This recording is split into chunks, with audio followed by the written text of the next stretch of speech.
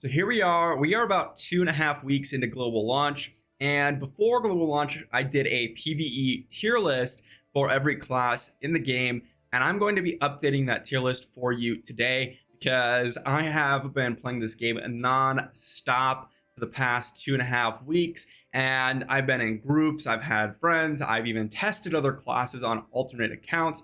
And so I have a pretty good idea on what the optimal builds and classes are for certain dungeons, for challenge rifts, for elder rifts. We're only going over PvE content in this list, and PvP content is a completely different category in altogether. So we're going to stick to the game modes that we know so far in PvE. I will be getting a list out to you all for all areas of the game, but I do want to experience them a little bit more before I start rating every class in every area. For example, all the dungeons and all that good stuff. So that being said, let's jump into the tier list for you.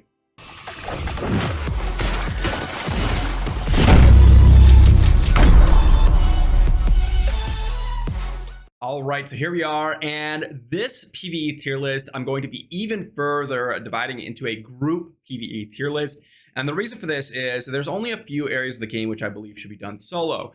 For one, Challenge Rifts has a exclusively solo game mode, and Elder Rifts are the other area of the game which should be done solo, generally due to the fact that when you're running Elder Rift solo, you're going to save a lot more time not waiting on your group, and you can generally do it faster than in a group, which makes it better to do it solo. So that being said, when we're talking about group PvE tier list, I'm thinking dungeons, I'm thinking open world farming, I'm thinking group challenge rifts, and I'm also thinking right now the Shadow War is kind of a PvE game mode, although I'm not really waiting too much in that area. So it's really all about dungeons, group elder rifts, although that's again very low on the list due to the fact that solo elder rifts are better. So really, we're talking about group compositions and group dungeons and things that the people offer to the party. And so with all that being said, we're going to jump into the list and start off with our S tier. And I believe there's only one class in the S tier. That is the Crusader. The Crusader, I believe, should be in every single party. The difference between having a Crusader in your party and not having a Crusader in your party is massive.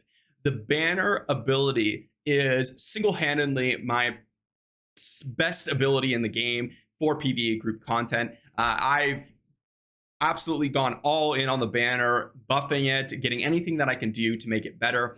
The damage amplification that you get from banner is literally cannot be matched by any other class in the entire game, and it really does shorten your dungeon times. Keep in mind that generally the PvE content in this game is on the easier side of things, so time is really what I'm focusing on here. And Crusader's banner really shaves off a bunch of time. I believe the optimal party composition for most of the dungeons is double Crusader, double Demon Hunter, due to the fact that with double Crusader, you can stagger the banners and have permanent banner uptime, and then DH is going to be the best single target damage dealer in the game.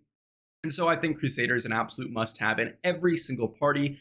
Even when we're talking about like group challenge rifts, you banner up, you have 4 people. When we're talking about open world farming, Crusader has the horse, and so they are able to move around very quickly. So there is just so much things that Crusader offers for group PvE content that they are a must-have in every single party. On top of that, they actually have the highest DPS skill in the Conjuration of Light for 6 seconds, which you can amplify this with Vithu's the set item.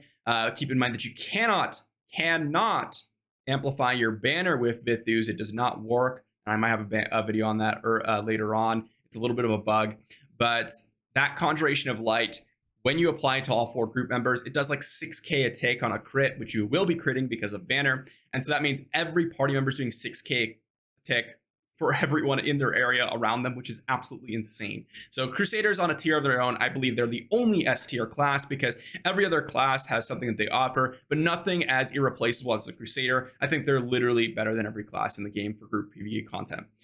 That being said, I believe at A tier, the first up is going to be the Barbarian. And the Barbarian here for 2 reasons. For one, I guess for 3 reasons. One, they have the Whirlwind skill. With the Gathering legendary item, this is going to amplify their ability to pull in enemies and make it so it's very easy for the entire group to crush them down. This is really nice for dungeon content when you're able to group people together. Group Elder Rifts if you do decide to run them. Challenge Rifts all that stuff, really grouping everyone together is going to make all your damage way, way more valuable. On top of that, they have the Demoralize Shout ability that you can amplify with the Battle Master's Helm so that you can get a damage increase for your entire party. This combination with Crusader's Banner is an absolute game changer. I believe that when you're building out your PvE compositions and you don't necessarily have longer fights, the optimal burst damage is going to be a Crusader with a Barbarian and double Demon Hunter so that you can amplify everyone's damage during that banner with the Battle Master's Helm. It's absolutely massive and an absolute game changer for when you're trying to burst people down. On top of that, they have the group sprint buff, which is massive as well. Keep in mind that there's a legendary gem in the game called Bottled Hope, and I have it on my Crusader. It works with the banner. It works with the Conjuration of Light. It also works with the group sprint. It also works with the Demoralize for the Barbarian. This will amplify your party's damage even further. Where my Bottle Hope is at rank 3, I believe, it's going to amplify it by 13.5%, which is absolutely massive as well, which is why the Barbarian gets an A tier for me. Next up is going to be the Demon Hunter, and I believe they are an A tier simply for the fact that they have their highest DPS in the game for single target. Now, this is particularly good because the way a lot of these dungeons are formatted is there's a lot of times when you have a cutscene, or not a cutscene, but a transition from phases where the boss is immune to damage. And the Demon Hunter is perfect for that because they dish out so much consistent single turret damage, and their vengeance is up so often that even though they're using their cooldowns, because of the way their cooldowns work, their charges usually, and so they can use multiple charges and then have their charges up for the second phase as well. Whereas if you're running another character like let's just say Crusader, for example, and you drop a Consecration and it's an AoE damage dealing over time, you're only gonna get half value from that because there's a transition period between phases. And well, a perfect example of this is going to be the Mad King on the Leoric boss fight. He goes on to mount his horse, and so you aren't going to get as much damage value out of those skills. Keep in mind that Demon Hunter also can move and shoot. This is very valuable for the challenge rifts, especially considering if you take a single hit, you're basically dead. So you have to constantly be moving. Group Elder Rifts, you're going to want to keep moving through. And just overall open world farming, you're going to be running around shooting enemies. Demon Hunter is probably the best for open world farming in general, just because of how much range you have and how you can keep moving around the battlefield. Very, very good class in the Demon Hunter overall, and just is a massive boon to any party, as well as a solid class for open world farming. Next up, we have the Monk right here, and I believe the Monk is going to get a C tier. Now, here's the thing with the Monk. I don't believe they're a bad class at all. I think they're quite solid for group content. The only thing is, when I'm comparing them to these other classes here, to me, they're the only obvious C choice here because of how little they provide in comparison to the other classes. If we're looking to build a damaged out Monk, then we should go with a higher damage dealing character, which every other class basically out damages the Monk. Pretty much. Now, there is some situations where the Mystic allies could be valuable, and if you purely build into that with, you know, certain legendary gems and things like that, you could get some very high value out of the Mystic allies. But overall, I think that they provide just a little bit less in terms of damage than these other classes on the list. On top of that, their supporting skills, you could modify Inner Sanctuary for a damage buff similar to the Barbarian, but it's very, very small radius. And I mean very small radius. You basically can only include the melee classes in that damage buff. And if that's the case, then your wizards, your demon hunters, your necros aren't going to get value out of that. And so the Inner Sanct damage buff is not going to be as good. On top of that, if you're talking about support skills and trying to keep people alive, Monk is honestly unmatched in that situation. The Inner Sanct base ability, as well as the Shield of Zen, Monk completely outclasses everyone for that. However, when you're talking about challenge rifts, when you're talking about elder rifts, when you're talking about open world farming, when you're talking about dungeons, you don't need support skills. You need speed, you need damage. That's how you improve your run speed.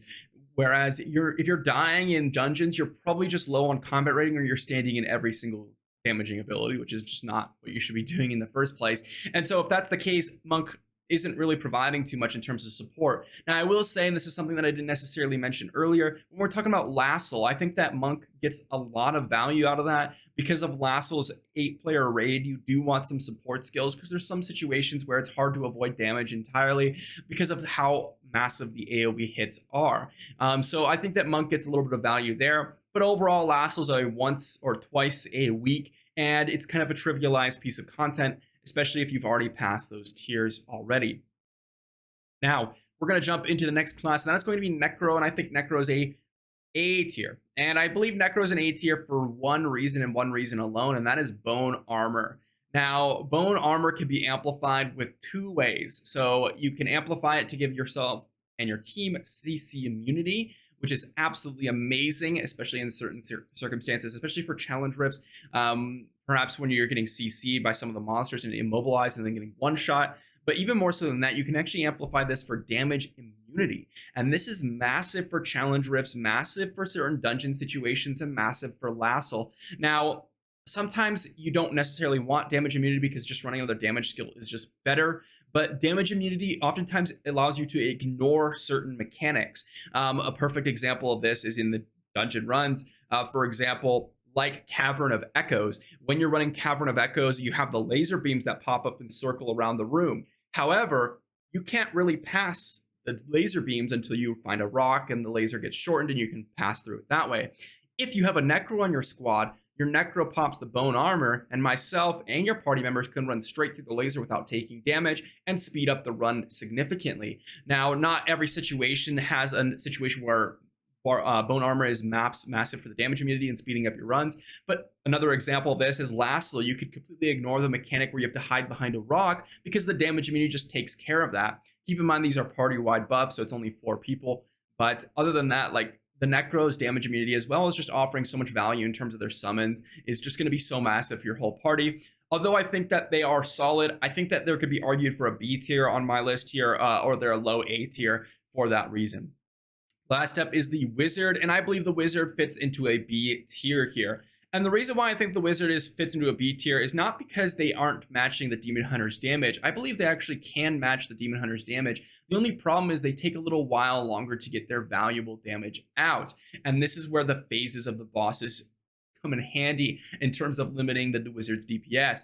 Because as I mentioned, the Demon Hunter pretty much has charged skills, whereas the Wizard oftentimes runs these skills that combo together and have limited time where they're out on the battlefield, or you're dropping massive skills like the Meteor, where you're not getting full value out of it because of the way the phases work. For example, when you're running Mad King, we've gotten down the run very, very fast, so the first phase lasts for maybe 2 seconds.